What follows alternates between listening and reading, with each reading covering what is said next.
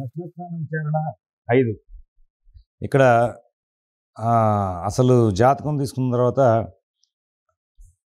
ఆ జాతకానికి ఏ ఏ రోగాలు వస్తాయి అని చెప్పడానికి మనం 3వ ఎపిసోడ్లో కొన్ని విశేషాలు చెప్పుకున్నాం. ఆయుర్వేదంలో వాత, పిత్త, కఫ, ఈ కఫాన్నే శ్లేష్మ అని కూడా అంటారు. ఈ 3 యొక్క నాడుల ప్రభావంతోనే సహజంగా వచ్చేటువంటి రోగాలు వస్తూ ఉంటాయంటారు. యాక్సిడెంట్ అయితే బొమ్మకులు ఇరిగిపోయినది వేరు. అదే రీతిలో ఇక గ్రహాలతో ముడిపెట్టి చెప్పుకుంటూ వచ్చారు.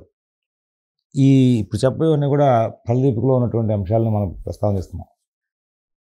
ఫలదీపిక జాతక పారిజాతం మీద బృహజ్జాతకం తొందరగా అర్థం కాదు. ఏదైనా గురువు యొక్క ఆశ్రయం కావాల్సింది, సరైనటువంటి గురువు. ప్రతి వాళ్ళు పాఠం చెప్తానంటే కుదరదు. బృహజ్జాతకం అది ఒక చక్కనైన గురువు దగ్గరే అధ్యయనం జరగాలి. దానికి వ్యాఖ్యానాలు ఉన్నటువంటి పుస్తకాలు చదివేసాం అంటే చదివిన దగ్గరే ఆగుతారు, ఇంకంతకన్నా ముందుకు వెళ్ళలేరు. ఇప్పుడు దానికి నేను విమర్శ చేయడం కాదు, పుస్తకాల్లో ఉన్నాయి కదా అని చెప్పి చదువుకుంటూ వెళ్తే దాన్ని అప్లై చేయడానికి కుదరదు. అదే బృహజ్జాతకానికి మంచి వ్యాఖ్యానాలు ఉన్నాయి, సంస్కృతంలో, ఇంగ్లీష్లో కూడా దొరుకుతాయి. వాటినన్నింటినీ క్లబ్ చేసి చక్కగా పాఠం చెప్పించే గురువు కనుక ఉంటే, వ్యాఖ్యాత అయినటువంటి గురువు, మంచి వ్యాఖ్యాత గురువు ఉంటే కనుక మనకి అది సాగుతుంది. ఈ మూడింటి మీద కనుక మంచి హోల్డ్ వస్తే మనకి చాలా విశేషాలు బయటకు వస్తాయి. ప్రధానంగా ఫలదీపికని బాగా ఎక్కువగా కనుక శోధన చేసుకుని వెళ్తే, నేను మీకు ఉత్తరకాలామృతంలో కొన్ని సూత్రాలు కేపీ గారు ఈ రాశుల మీద ఇచ్చినటువంటి ఈ పరాశర విధానంలో ఉత్తరకాలామృతంలో ఉన్నటువంటి శ్లోకాలని ఆయన స్టెల్లర్ ఆస్ట్రాలజీ, ఆయన మొత్తం అంతా కూడా నక్షత్ర సంబంధమైనటువంటి విచారణలోకి తీసుకువెళ్ళి ఇంకా సూక్ష్మంగా దాన్ని విశదీకరించాడు. షోడశ వర్గులకు సంబంధం లేకుండా నక్షత్ర విచారణ సబులార్ సిస్టమ్ మీదకి వెళ్ళిపోయి ఇంకా డెప్త్కి వెళ్ళి పాఠాన్ని తీసుకొచ్చాడు ఆయన చెప్పుకుంటూ వచ్చాం. మన ఈ జ్యోతిష బాల శిక్ష 50 ఎపిసోడ్లో ఉంటుంది, చూడొచ్చు అంతా కూడా సుమారుగా. సరే, ఆయన కేపీ గారు తన సిస్టమ్ని డెవలప్ చేసి ఇచ్చిన దాంట్లో కూడా ఎవరికైనా కారకత్వాలు ఒకటే. పితృకారకుడు రవి, మాతృకారకుడు చంద్రుడు, ఇట్లా చెప్పాల్సిందే, ఇది దాటే ఉండదు. అయితే అక్కడ జెమిని సిస్టమ్ ఒకటి పూర్తిగా వేరు కాబట్టి దాంట్లో మార్పులు వస్తాయి. కానీ అక్కడ కారకత్వాల్లో ఇక్కడ మిగతా అన్ని పద్ధతుల్లో కూడా ఒకటేగా ఉంటాయి. రవి సంబంధంగా, చంద్రుడి సంబంధంగా రోగాలు ఫలదీపికలు ఎట్లా ఉన్నాయని మనం చెప్పుకుంటున్నాం. అయితే మీరందరూ కూడా గమనించుకోవాల్సింది ఏంటంటే, వివిధమైనటువంటి రోగాలు కాకుండా అసలు ఫలదీపికలోనూ జాతక పారిజాతంలోనూ ఉంటుంది. జాతక పారిజాతం మీకు పాఠం చెప్పుకుంటూ వెళ్ళి 2 చోట్ల అన్వయం అవ్వట్లేదు, మూల సూత్రాలు అని చెప్పి నేను పక్కన పెట్టా. కళత్ర స్థానంలో ఒక భావాన్ని, మిగతా దాంట్లో కూడా ఇలాంటివన్నీ కూడా మీకు అబ్జర్వేషన్ కావాలంటే మూల సూత్రాలతో పాటు కొన్ని గ్రంథాల్లో ఉన్న విశేషాలు కూడా తీసుకుని వెళ్ళాలి. ఇలా ఫలదీపికలో శత్రు రోగ కారకత్వాల గురించి చెప్పుకుంటూ వచ్చి, పిత్తోష్ణజ్వరతాపదేహ తపన స్మారక హృత్కోళజ వ్యాధీను వక్తి రవిర్గృధార్త్య రవ్యయం స్వదోషమస్థిజ్వరం కాష్టాగ్న్యస్త్ర విషార్తితారతనయ వ్యాపచ్చత్తుష్పాదద్భయం చోరక్షాపతి ధర్మదైవ పణభృద్భూతేష భూతాద్భయం.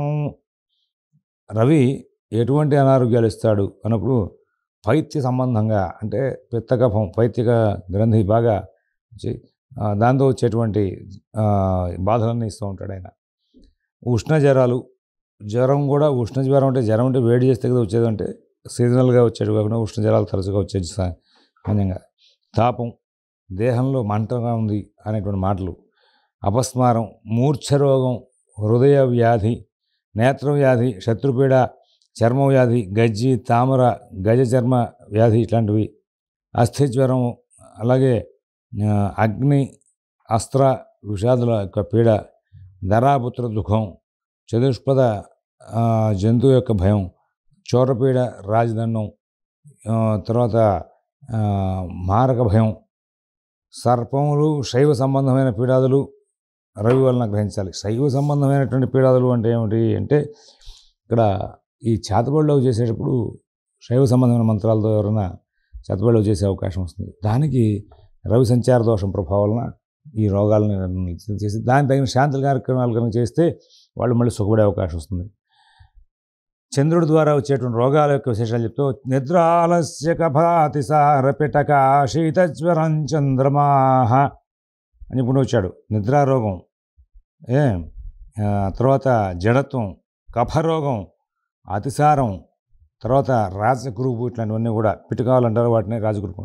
శీత జ్వరం, ఇందాక ఉష్ణ జ్వరం, ఇప్పుడు శీత జ్వరం, ఏదో చలిలో తిరిగి లేకపోతే వర్షంలో తిరిగి జలుబు చేసి దాని ద్వారా వచ్చేటువంటి జ్వరాలు. తర్వాత జంతువుల వలన ప్రమాదకరం, అగ్నిమాంద్యం, అరుచి అంటే నోటికి రుచి తెలియకపోవడం, స్త్రీల స్త్రీకృత్య వ్యధ, తర్వాత పచ్చకామెరలు వంటి రోగాలు, తర్వాత నపుంసకత్వం, రక్తదోషం, జల ప్రమాదం, బాలగృహోత్సవం, దుర్గాదేవి మరి ఈ యొక్క దుర్గా సంబంధమైన మంత్రాల ద్వారా ఎవరైనా చేతబడి లాంటివి కానీ ప్రయోగాలు కానీ చేస్తే దాని ద్వారా వచ్చేటువంటి సమస్యలు, అలాగే సర్పాలు, యక్షణులు మొదటి వలన వచ్చేటువంటి బాధలు, ఇవన్నీ కూడా చంద్రుడి వల్ల వస్తాయి. రోగస్థానంలో బాగా అబ్జర్వ్ చేసుకొస్తే చంద్రుడి ద్వారా వస్తున్నాయి అనుకున్నప్పుడు ఏదో మనకి ఆదిదేవతమైన ప్రతిబద్ధంగా వెంటబడుతుంది అని కనుక శోధన చేసుకొస్తే ఆ చంద్రుడి వలన ఎవరైనా చేతబడి చేశారంటే ఈ యక్షిణీ మంత్రాలు కానీ శక్తి మంత్రాలు కానీ ప్రయోగం చేసి దాని ద్వారా మనకి ఇబ్బందులు తీసుకొచ్చారని చెప్పడానికి ఈ చంద్రుడిని ఆధారం చేసుకుని చెప్పుకునేటువంటి అంశాలు బయటకు వస్తూ ఉంటాయి. ఆ తర్వాత కుజుడి వలన తృష్ణాసృక్కోపపిత్తజ్వర మనలమ శాస్త్రార్థ కుష్ఠాక్షి రోగాన్ గుల్ఫాపస్మారమజ్జా విహతి పరుషత శ్రామికా దేహభంగాను భూపారిస్తేన పీడాం సహజసుత హృదాద్వైర్యుద్ధం విధత్తై రక్షో గంధర్వఘోరగ్రహభయ మానవీ మా సోనురోద్బంధవాను. విదాహం, తర్వాత పైత్య జ్వరం, ఆ తర్వాత అగ్ని విష బాధలు, అస్త్రభీతి, రక్తపుష్టం అంటే బోముకిల దగ్గర వంకర్లు వచ్చేస్తూ ఉంటాయి, అట్లాంటి సంబంధం అన్నమాట. నేత్ర వ్యాధి, అపెండిసైటిస్ 24 గంటల కడుపు నొప్పి ఇట్లాంటివి, అపస్మారం, మజ్జ అంటే భూమికలో ఉండేటువంటి ధాతువు అది మజ్జ అంటారు. సర్వార్థ చింతామణిలో కూడా ఈ రోగార్గత్వాలు చెప్తూ భౌమస్య మజ్జా చ వసా గురోస్తు శుక్లం భృగోస్త కృషిమందమస్య చంద్రస్య రక్తం దినవస్య చాస్థి సమాయుష్యనేర్థాతువశాదుపాధి అంటాడు. భూమికకి రవికారకుడైతే భూమిక లోపల ఉన్నటువంటి ఆ మజ్జ అనేటువంటి ధాతువు ఏదైతే ఉందో ఆ ధాతువుకి మాత్రం మళ్ళీ కుజుడే కారకుడయా అని చెప్తుంటాడు. దేహభంగం, అంగ వైకల్యాలు రావడం, తర్వాత రాజకోపం, శత్రుపీడ, చోరపీడ, సోదర పుత్ర మిత్ర విరోధం, యుద్ధ భీతి, రాక్షస గంధర్వ ఘోర వ్యాధి, ఘోర భయం, తర్వాత దంతాలు, నాలుక, చెవులు, ముక్కు మొదలు వాటి యొక్క సంబంధమైనటువంటి రోగాలను కుజుడి ద్వారా చెప్పాల్సిన అవసరాలు కనబడుతున్నాయి. తర్వాత బుధుడు యొక్క సంచార ప్రభావం చేత వచ్చేటువంటి రోగ విశేషాలు చెప్పుకుంటూ భ్రాంతిం దుర్వచనం దుర్గామయగళఘ్రాణోత్తరోగానుజ్వరం పిత్తశ్లేష్మ సమేరజం విషమపిత్వగ్దోషగా పాండ్యామయాను దుస్వప్నంచ విచర్చికాన్నిపతనం పారుష్యబంధుశ్రమాన్ గంధర్వక్షతి హర్మ్య వాహివీరపి జ్ఞోవక్తి కీడాంగ్రహై. మానసిక వ్యాధులు చాలామందికి వాళ్ళ సైక్రాటిస్ట్ దగ్గరికి వెళ్తూ ఉంటారు, ఏదో జరిగిపోయిందని చెప్పి. ఇక్కడ కొన్ని ప్రస్తావన సందర్భం కాదు కానీ చెప్పుకుంటూ వస్తున్నాను. కళత్ర సంబంధమైన అవయోగాల్లో చాలామందికి ఏంటంటే సైక్రాటిస్ట్ దగ్గరికి వెళ్ళి అక్కడ తీసుకుందాం అనుకుంటారు. ఏమండి, మీరు సైక్రాటిస్ట్ దగ్గరికి వెళ్ళి ఆయన దగ్గర మీ భార్యాభర్తల మధ్యలో ఇద్దరికీ జరిగినటువంటి కలహానికి ప్రారంభం దగ్గర నుంచి చివరిదాకా జరిగినటువంటి అంశాలని కూడా చెప్పగలిగిన మానసిక స్థితిలో మీరుంటే మీకు నిజంగా సైక్రియాటిస్ట్ అవసరమా? మీరు చెప్పిన దాన్ని బట్టి ఆయన ట్రీట్మెంట్ చేస్తాడు, కానీ మీరు చెప్పగలిగిన స్థితి ఉన్నప్పుడు ఇంకా మీరు స్పృహలోనే ఉన్నారు, మీకు ఇంకా సైక్రియాటిస్ట్ ఎందుకు? అంటే అది కూడా ఒక మానసిక రోగం, నాకేదో ఉంది ఏదో ఉంది అనే బాధ. ఆ బాధకి కారణం బుధుడు. తర్వాత మీరు ఒక విషయం గమనించుకోవాలి, ఈ రోగాలకి షష్ఠ స్థానం, లగ్నం, లగ్నాధిపతి వీళ్ళందరినీ కూడా మనం స్టడీ చేస్తున్నప్పటికీ కూడా వివిధ గ్రహాలు ఇచ్చేటువంటి రోగాల గురించి ఇక్కడ ఇచ్చాడు. అంటే అన్ని గ్రహాలు అన్ని రోగాలు ఇస్తాయి. లేదండి లగ్నంలో గురువు ఉన్నాడు, గురువు మంచివాడే కదా ఆయన ఏమైనా ఆరోగ్యం ఇస్తాడు అనకూడదు. ఆ గురువుతో కూడా కూడినటువంటి సంబంధమైనటువంటి అనారోగ్యాలు ఏవో ఉంటే దాన్ని రీసెర్చ్ చేయాలి. బుధుడు మంచివాడే, మానసిక వ్యాధులు ఇస్తున్నాడు, పరుషవచనాలు పలికేటువంటి లక్షణాలు ఇస్తాడు. ఇక్కడ ఇదే సర్వార్థ చింతామణిలో ద్వితీయంలో కనుక బుధుడుంటే చాలా వాక్చాతుర్యం ఉంటుంది, సందర్భానుసారంగా మాట్లాడే లక్షణాలు ఉన్నాయి చెప్తూ ఉంటారు. నేత్ర వ్యాధులు, గళ వ్యాధి, గళ అంటే గొంతుకు సంబంధించిన వ్యాధులు, ఇవాళ గొంతు తొందరగా ఇబ్బంది వస్తుందని చెప్పేసి చాలామంది డాక్టర్ల దగ్గరికి వెళ్తుంటారు. దానికి కూడా బుధుడు యొక్క సంబంధం. నాసికా రోగాలు, ఈఎన్టీ ప్రాబ్లమ్స్, జ్వరం, పిత్తశ్లేష్మవాత జనిత వ్యాధులు, త్రిదోషాలు, విషమజాలు, చర్మరోగం, పాండురోగం, దుష్ట స్వప్న విశేషాలు, అలాగే అగ్నిపతనం, కఠిన కారాగార శిక్ష, నష్టాలు, గంధర్వ క్షితి, హర్మియాలు ఉండడం, దుష్టగ్రహకృత భీతిని మరి బుధుడు వలన మనం ఎస్టిమేట్ చేసుకుంటూ ముందుకెళ్ళాలి. గురువు వలన గుల్మాంధ్రజ్వర శోక మోహక భజ శ్రౌత్రోతి మోహయాన్ దేవస్థాన విధి ప్రపీడనమహి దేవేశ శాపోద్భవం. మరి గుల్మం ఇంటెన్షియల్ డిజార్డర్స్ అన్నమాట. అవి ఆంధ్రజ్వరం, శోకం, మోహజనితాలు అంటే కఫ జనితాలు, శ్రోత్ర వ్యాధి, మరి మేహం, దేహస్థాన మూలక పీడాలు, నిధి మూలకమైన చిక్కులు, బ్రాహ్మణ శాపోద్భవ దోషాలు, కిన్నర యక్ష దేవ సర్ప విద్యాధర అందులో ఆగ్రహం వలన వచ్చేటువంటి రోగాలు. అందుకోసమే సహజంగా పెద్దవాళ్ళని, పూజ్యుల్ని, గురువుల్ని మనం విమర్శించకూడదు ఉంటారు. వాళ్ళ మనసులు బాధపడితే వాళ్ళు కనుక ఇట్లా అన్నాడంటే వీడు పిచ్చివాడు అని వాడు కనుక ఏదైనా బాధపడేదైనా అన్నారు అంటే కనుక ఏమనక్కల, వాళ్ళు బాధపడితేనే విచిత్రమైనటువంటి సమస్యలన్నీ కూడా ఇంక వెంటాడుతూ ఉంటాయి. దాని మూలంగా ఆరోగ్య సమస్యలు, అతి సమస్యలు ఎక్కువగా అయ్యే అవకాశం వస్తుంది. అందువల్లనే ఎవరిని కూడా సత్పురుషులను అసలు ఎవరిని విమర్శించకూడదు, ఎవరిని కూడా మనసు కష్టపడేలాగా మాట్లాడకూడదు. కానీ సత్పురుషుల విషయంలో మనం చాలా దూరంగా ఉండాలి. అందులో యతీశ్వరులు, పీఠాధిపతులు, గురువులు, వేద పండితులు ఇట్లాంటి వాళ్ళందరినీ కూడా గౌరవిస్తూ ముందుకు వెళ్ళాల్సిన అవసరాలు ఉన్నాయి. మరి కిన్నర యక్షదేవ సర్పద విద్యాధరుల వలన వచ్చేటువంటి రోగాలు అంటే ఈ ఇంచుమించుగా చేతబడులు బాపదనమాట ఇవన్నీ కూడా. మరి పండితులకి, గురువులకి మహోపచారం చేయడం మూలంగా వచ్చేటువంటి, మహోపకారం చేయడం మూలంగా వచ్చేటువంటి కష్టాలు, వాటిని మనం ఎస్టిమేట్ చేయడం, ఎవరికి వాళ్ళు వాళ్ళే ఊహించుకోవాలి. నేను పలానా రోజున అందరినీ దుష్ట మాటలు మాట్లాడాను,